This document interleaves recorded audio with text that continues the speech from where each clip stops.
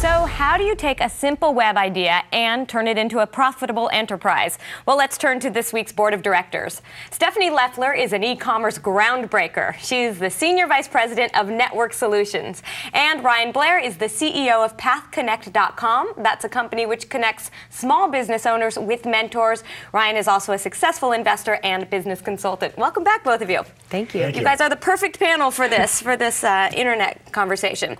So let's start with you, Stephanie. These companies live and die on the trust they've built. It's all about, one person sending it to somebody else. Could that have happened quickly, or does it have to take time? There are ways to make it happen more quickly.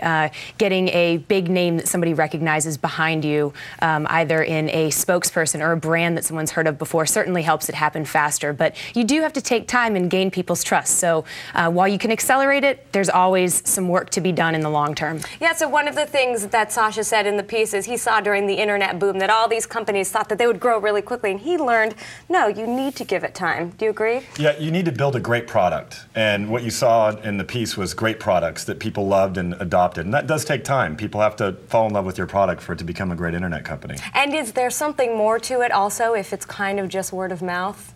I would say no. I mean, Google, for example, was founded by a word-of-mouth related, search engine that then turned into a great media company. But it still took them 3-4 years to get momentum behind them. Okay, so word of mouth. Yeah. Again, that's what these companies are all about.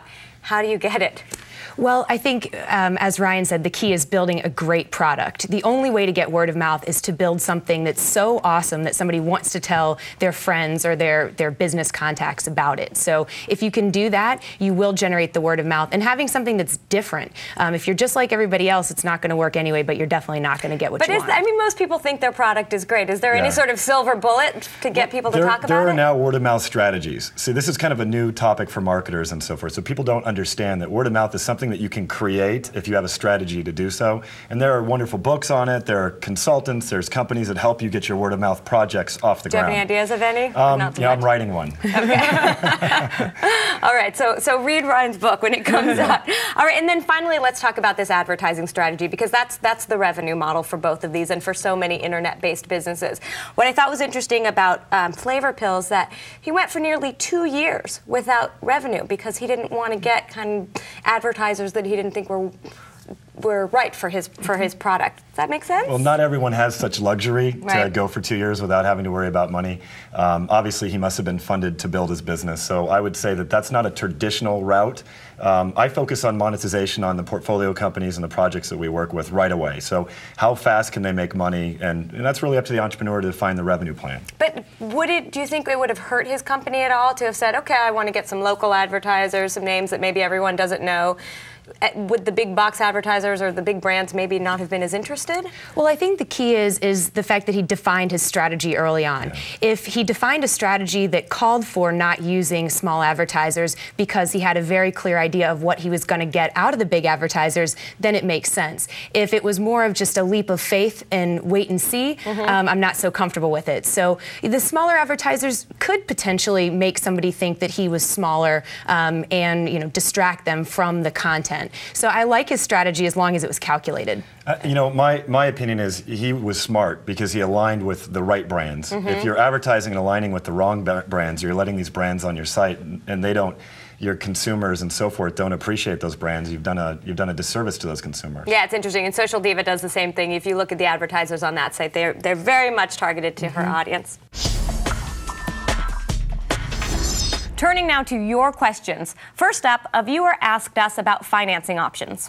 Can you explain the pros and cons of using a convertible debt structure to expand a small but profitable business? All right, Ryan, let's start out by defining what a convertible debt structure is. Well, first and foremost, convertible debt is a form of debt or financing that converts to equity. And to answer the question directly, the pros are that sometimes you don't have to give up as much equity. The cons are that you have a debt infrastructure over your head, so you have to have repayment on that at some point.